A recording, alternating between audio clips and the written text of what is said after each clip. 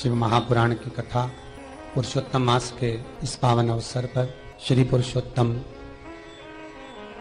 शिव महापुराण की कथा श्रवण करने का सौभाग्य अपन सभी को घर बैठे ऑनलाइन श्रवण करने को प्राप्त हुआ है। बटकेश्वर महादेव और पिपलेश्वर महादेव। पिपलेश्वर महादेव जिस जगह पर दधीची ऋषि की धर्म पत्नी सुवार्च के सम्मुख में दधीची ऋषि के प्राण देवता ले लेते हैं, अस्थियों का कंकाल हो जाते हैं दधीची बाबा। उनकी धर्म पत्नी रोती हुई अपने पेट पर पत्थर मारती है गर्भ को नष्ट करने के लिए। वहां शंकर भगवान प्रकट होते हैं पीपल के पेड़ के नीचे। शिव जी का नाम पिपलेश्वर महादेव हुआ। जो बालक पीपल के पेड़ के नीचे जन्मा उसका नाम पिपलाद हुआ।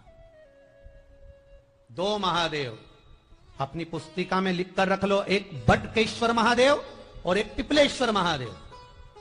अदालत में कोई कार्रवाई चल रही है, अदालत में कोई केस चल रहा है, अदालत में कोई बात चल रही है, नहीं जीत मिल रही, नहीं विजय मिल रही, हार गए, पेशियां लगा लगा कर एक बार बड़ के पेड़ के नीचे बालू मिट्टी का शिवलिंग बनाकर उसकी पूजन करो। पूजन अर्चना कर कर दही 3 चम्मच नाम लेकर चढ़ाओ जिसके साथ केस चल रहा है, और 3 चम्मच दही चढ़ाकर उस दही को उठा लो और रुमाल पर उसके छापे लगा लो, सफेद रुमाल पर। भगवान शंकर की पूजा अर्चना कर कर जल में विसर्जन कर दो बटकेश्वर महादेव का नाम लेकर, और उस रुमाल को घड़ी बनाकर रख लो। अगली पेशी जब हो उसको साथ लेकर जाओ, केस जल्दी निपटेगा, विजय प्राप्त होगी।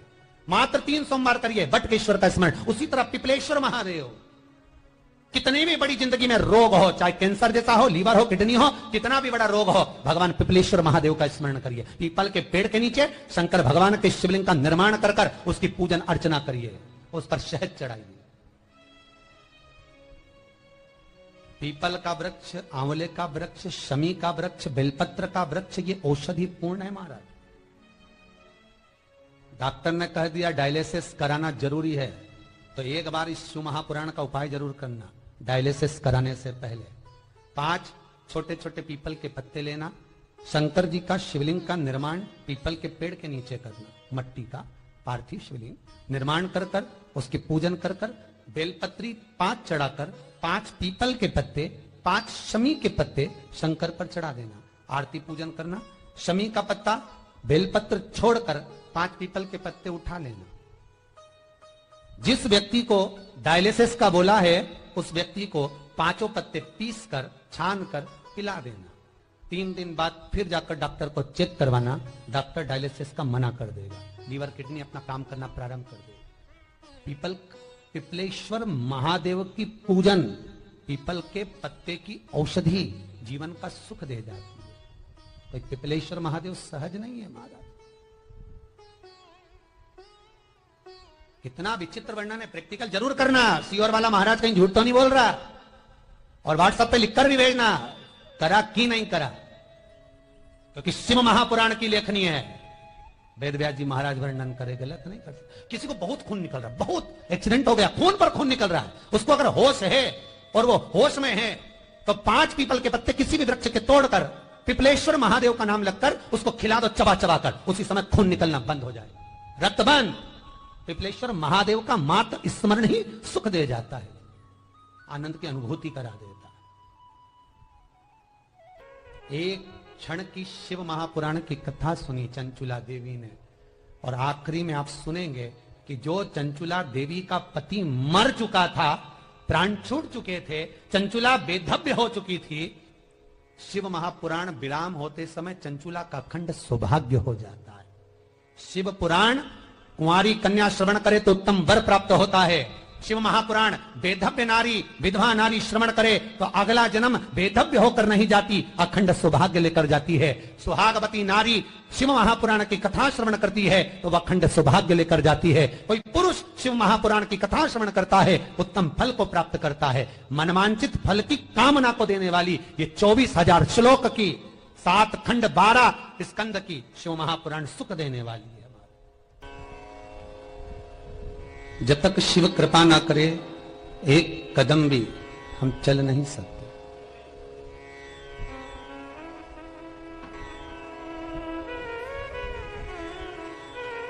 बाबा ने कृपा करी, तब जाकर हम इस पावन कथा को श्रवण करने के लिए बैठे हैं। और ऑनलाइन टीवी चैनल के माध्यम से, फेसबुक यूट्यूब के माध्यम से जितने श्रोता भाई बहन लगातार इस पावन कथा को श्रवण कर रहे हैं, आपके जीवन को धन्यता देता हूं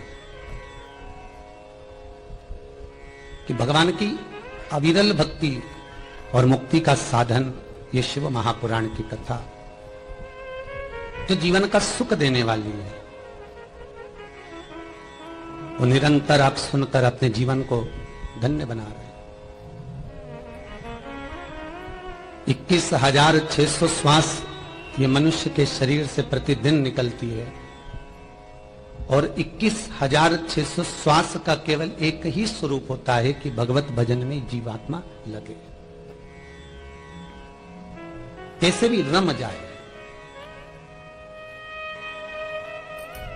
3.5 करोड़ रोम छिद्र का यह मनुष्य का शरीर है, जिसके शरीर पर 3.5 करोड़ रोम छिद्र है। एक एक रोम छिद्र भगवत स्मरण का होना चाहिए।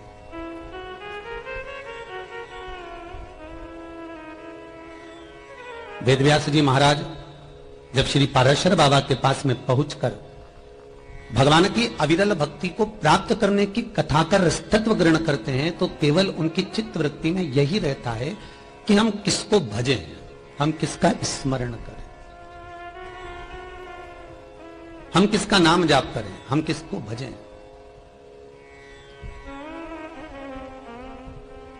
पर महाराज कि पापीड़ा रामुख से राम नहीं निकले, राम नहीं निकले रे श्याम नहीं निकले, वो कहीं जाने हरी भजना में जीवन गवाए दियो सजना। जो भगवान की भक्ति में डूबा ही नहीं, वो भगवान को प्राप्त कैसे कर सकता है।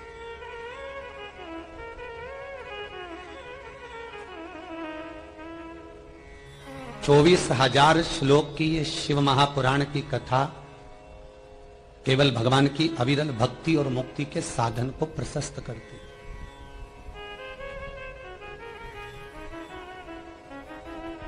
केवल भक्ति और मुक्ति को, और भक्ति और मुक्ति के साधन को जो प्रशस्त कर दे, अर्थात भक्ति के पथ से चलते चलते चलते चलते मुक्ति के पथ तक जो पहुंचा दे, वो शिव कथा, वो भगवान शंकर की पावन कथा। 2 कारणों से मनुष्य का जन्म हुआ है, पहले भी कथा में कहा, आज फिर कह रहा। एक भगवान का भजन करने के लिए और एक कर्म का भोग भोगने के लिए। हमें जो शरीर मिला है वो 2 कारणों से मिला, एक भजन करो और एक कर्म का भोग भोगो। कितनी योनियां, कितने जन्म हमने निकाल दिए, कितने जन्म हमने निकाल दिए। 84 लाख योनियां काटते काटते काटते काटते मनुष्य की देह मिली है और वो मानव का शरीर मिला केवल भगवत भजन करने के लिए, उसको भी हम गंवा दें तो ये जीवन व्यर्थ है। मैं धन्यवाद दूंगा करेल परिवार को जो ऑनलाइन इस पावन कथा को कराकर कोलकाता से अपने जीवन को सार्थक बना रहे हैं, अपने जीवन को धन्य बना रहे हैं। कोलकाता में कथा कराते तो केवल कोलकाता के लोग ही सुन पाते, पर आपने ये कथा ऑनलाइन कराकर पूरे विश्व में, और विश्व में देश और विदेश में इस पावन कथा को पहुंचा दिया, शंकर की पुरुषोत्तम शिव महापुराण।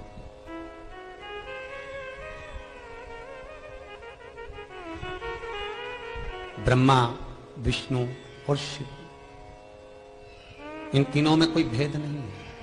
इसलिए शंकर भगवान के शिवलिंग पर जो जल चढ़ता है उसमें 3 टेकियां होती, उसके ऊपर एक कलश रखा होता है, कलश में से बूंद बूंद पानी नीचे गिरता है। ब्रह्मा, विष्णु और महेश, जो बूंद बूंद पानी जमीन पर अर्थात भगवान शिव के ऊपर गिर रहा है, वो ये दर्शाता है कि ब्रह्मा, विष्णु और महेश हम तीनों एक है, हमें कोई भेद नहीं है। एक बार ब्रह्मा जी के मन में यह भेद आ गया था कि भगवान विष्णु बड़े हैं कि भगवान शिव बड़े हैं।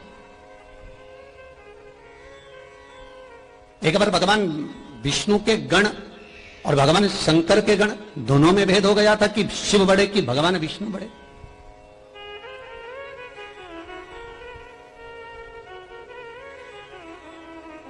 ये दोनों में बड़ा है कौन? नारायण को बड़ा मान ले कि भगवान शिव को बड़ा मान ले? ये भगवान विष्णु के पार्षद भी कह रहे हैं कि भगवान विष्णु बड़े हैं और भगवान शिव के गण कह रहे हैं शंकर बड़े हैं। आखिर दोनों बड़े कौन? शिव महापुराण की उमा संहिता कहती है, संसार में जन्म लेने वाला मनुष्य हो चाहे देवलोक में रहने वाला देवता हो, जब देवताओं में अगर भेद उत्पन्न कर देता है तो वो देवता देवपद से वंचित हो जाता है। मृत्यु लोक में रहने वाला मानव, मृत्यु लोक में रहने वाला मनुष्य यदि भगवान में भेद करना प्रारंभ कर दे तो वो मनुष्य तत्व से वंचित हो जाता है। कितना सुंदर कहा है, राजा बलि के दरवाजे पर वामन भगवान भिक्षा मांगने के लिए आए। राजन भिक्षाम दे, 3 पद भूमि मांगने के लिए आए। शुक्राचार्य बाबा का कमंडल लेकर, शुक्राचार्य बाबा के कमंडल को लेकर जब राजा बलि भिक्षा देने के लिए गए,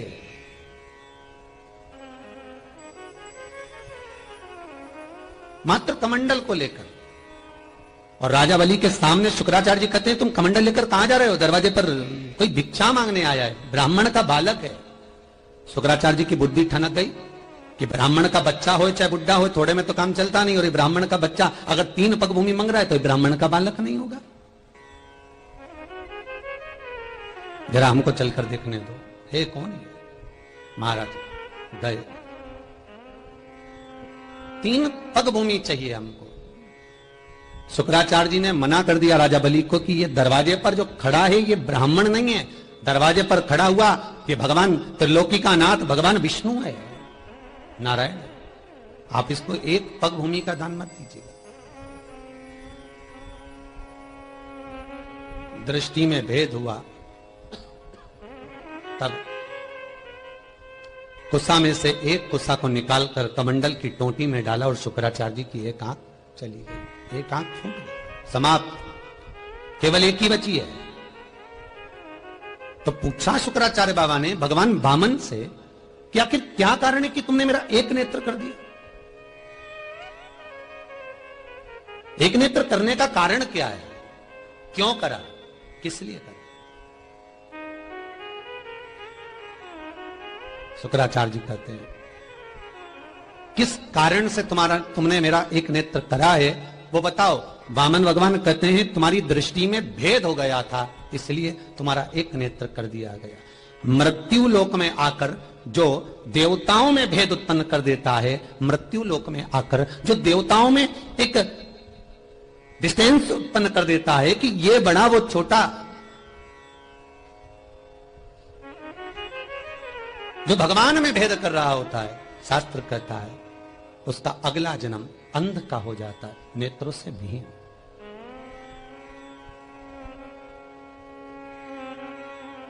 भगवान ब्रह्मा ने भी भेद उत्पन्न करा था, शिव बड़े कि विष्णु बड़े? भगवान विष्णु, भगवान विष्णु से ब्रह्मा करें तुम्हारे पिता कौन है? भगवान नारायण के मुख से निकल गया जो ये सृष्टि का संहार करता है, जो सृष्टि को निर्माण करने वाला है, जो सृष्टि का निराकरण करने वाला है, जो सृष्टि को संहारित भी कर सकता है, वो देव अधिदेव महादेव मेरा पिता है।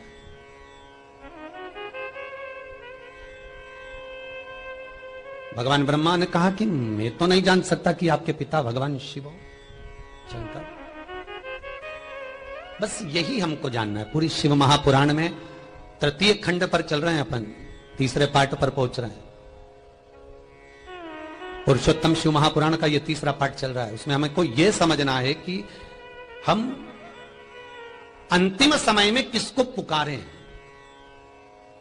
हम किस देवता की भक्ति को धारण करें कि हमारा मार्ग सुलभ हो जाए, हमारा मार्ग सहज हो जाए। यमराज बनावे बंदी और काया हो गई गंदी। मेरे प्राण छूटे भोलेनाथ तो तुम नंदी लेकर आ जाना।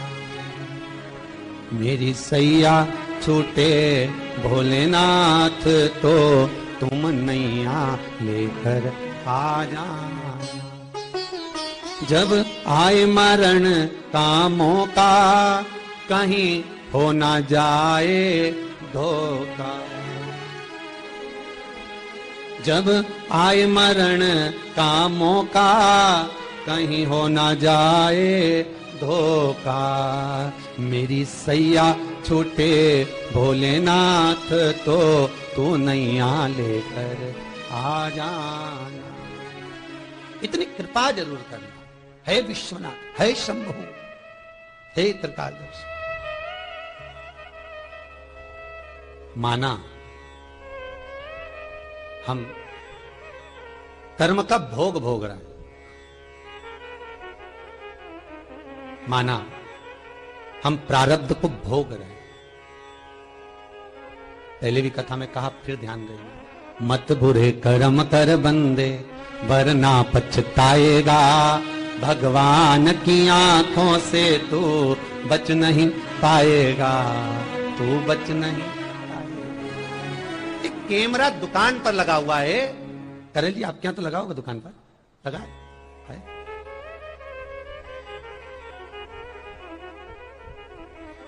वहां लिखा रहता है आप कैमरे की निगाह में हो। जितने व्यापारी आते होंगे ना दुकान पर, जितने ग्राहक आते होंगे, बड़े सावधान रहते होंगे। कैमरा लगा हुआ, एक कैमरा भगवान जन्म के समय पर रख देता। जिस समय आप माता के गर्भ में पहुंचे, गरुड़ पुराण का तीसरा अंश कहता है कि माता के गर्भ में पहुंचकर मात्र 3 महीने पूर्ण होते हैं और भगवान एक ऐसा कैमरा चित्तवृत्ति का, ईश्वर की दृष्टि का आपके पास रख देता है कि जन्म से लेकर जब तक व्यक्ति के प्राण छूटते हैं, 21,600 श्वास जो प्रतिदिन निकल रही होती है, वो श्वास जब निकलना बंद होती है, तब तक वो कैमरा हमारे भीतर फिट रहता है। भगवान की निगाह में हम रहते हैं।